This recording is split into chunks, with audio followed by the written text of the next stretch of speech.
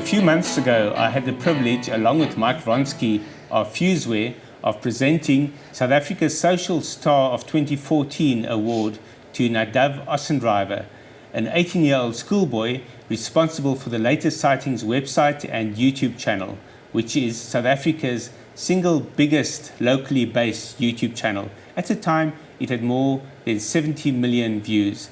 Today, it has passed 130 million views. Nadav is no longer a schoolboy, and he's with me in the studio today. We're going to be talking about gadgets that enhance the game viewing and filming experience. We're going to start with the Vanguard window mount, which is used for cameras, video cameras, and binoculars. You simply stick a camera on top of the mount, and it gives you an enhanced game viewing experience. Or with this binoculars adapter, you then link your binoculars and have them steady on the window frame so that you don't have to worry about your hand shaking when you've got an amazing viewing opportunity. Nadav, welcome to the studio. Thank you for having me. No, I'm really excited. First, tell us, how do these devices enhance your game viewing experience? So for me, I bought the window tripod, window mount from Vanguard, and the way it's really helped me in the bush or in the game reserves is, as you said, I really take filming seriously for my YouTube channel. And this just really makes sighting so much better when you're filming and it's steady and it's not shaking because you're really excited and there's a line and your hand's shaking, and it's really still, and it turns videos to be so much nicer to watch, and it's perfect for YouTube, or even for if you have like a huge camera and like it's so heavy, to have this on the tripod, you get such perfect pictures of whatever you're looking at. And I also spend hours at water holes or along the river, and it's hard to look at your binoculars if they're heavy, look through your binoculars because your hands start shaking. And the tripod adapter for the binoculars also just changed the experience so much, because you not only get it's not only helpful for your hands because after a while your hands get sore, but the quality and the image is so enhanced, and it makes viewing just incredible. Well, a few months ago, Nadav also discovered an app and a gadget that enhanced his viewing in a way that he had never believed would be possible. This is the FLIR 1 thermal imaging camera, which attaches to, in this case, an iPhone 5, but there are now versions that are compatible with all iPhones and most Android phones as well. So you use this as a camera attachment because it has its own lenses. In other words, it's not an adapter for your iPhone or your Android phone, but in fact a camera in its own right.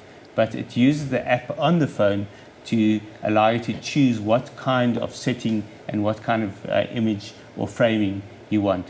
The real significance of this is what it does for your viewing in the wild. Although it's not designed as a game viewing app, Nadav discovered it's perfect for that purpose. Nadav, tell us what it does for your game viewing and filming. So how it's helped me is before I had this camera, you kind of just relied on your spotting skills, seeing if there's a leopard there or a lion there. But often, they're very camouflaged and you can't see them.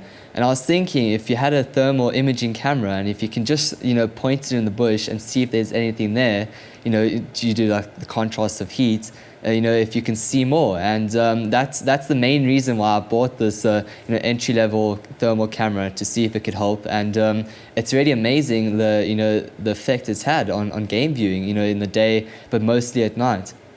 So we're going to have a look at what Nadav saw on that very first expedition with his thermal imaging camera. Nadav, talk us through this sequence of images. So the first time I ever used this camera was we were in the Sabi Sands actually.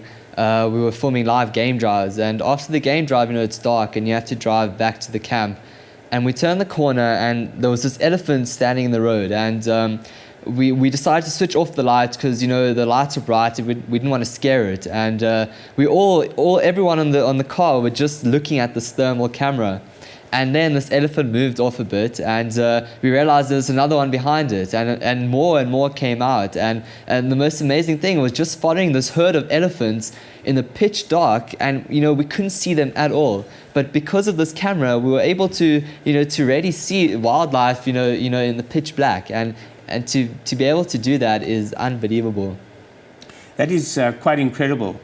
And then you discovered that there was another little function to this camera. Yeah, as soon as we left the herd of elephants, I also just had the camera shining, and I suddenly saw also a bright red spot, and I realized this had to be an animal, and we stopped, also switched off the lights, and we pointed the camera, and it was a whole herd of wildebeest, also just about across the road, and we really didn't realize they were there. We only spotted it because of the camera, and that's really what's so cool about it, is there you can see the herd of wildebeest just crossing, and and again, this was pitch black, and to be able to follow this with the camera and the use of gadgets and technology was, it's unbelievable. So how did you discover the next function? So when I was staying at Skukuza in the Kruger, we decided to do a night drive, and while we were driving, we had an elephant cross the road chasing another elephant, and up until now I was just taking photos, and I realized you can also take videos, and I thought this would be the best thing to try and capture, because they were both chasing each other and were getting really close to the car. And I thought, they might come really close and maybe even touch the car. And when this elephant charged, it actually, the ear, flapped on the car, and I was able to capture it using the thermal camera. And it was really, it's amazing. So talk us through what we're seeing now. So that elephant just chased the one that came really close, and that elephant just stood there. And there's another one, that big red, blob in the bush there. It was behind a tree. See the ear flapping. Yeah, it was behind the tree, so the quality wasn't that good. But there, you can see this elephant, walking off into the bush and into the pitch black, and there also it's behind a bush, so you kind of see it hovering there. What are the other red spots? The other red spots, so there's actually, it's the forest of trees, where, trees actually also give off heat, so they're kind of together, it's really hot and really warm to the camera. And that's really, amazing to be able to follow wildlife in the pitch black. And, next time I really want to try and get lions or a leopard also just in the bush and try and follow them without any lights and without interfering. Because if they're hunting, lights really interfere, with the hunt or with their behavior. And what does this mean for your YouTube channel? So I want to try and and get more amazing footage at night, where you can't otherwise get to see that. Most of the hunts happen at night, and to be able to follow lions or leopards, any animal at night, before it wasn't able, and now anyone can do it. I mean, you don't have to spend millions of dollars on a huge thermal camera. Now anyone can do it. All you need is to get out there and spot them. So we can expect to see thermal hunts, thermal kills. Yeah, that's the plan. That's really, just interesting stuff that's happening at night. And what's amazing, this also works during the day. It's just, it sometimes picks up rocks and stuff as an animal, but you just get used to that. But also during the day, it works just as well. What kind of gadgetry are you hoping to see in the near future to further enhance wildlife viewing? So for me, I mean, it would be really cool if you could just shine a laser and it tells you if there's anything there, more than thermal camera. That would be really cool.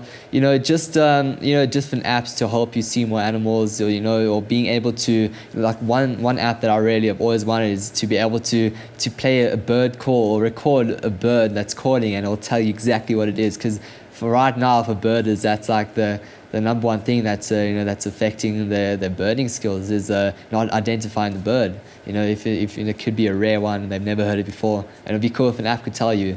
Shazam for bird calls. Yeah, When are you creating it? So hopefully next week. No, I don't know. It's a complicated app, and if someone can get that right, that would be amazing. But yeah, in terms of spotting animals, I think so far this is a way that I can see being really effective.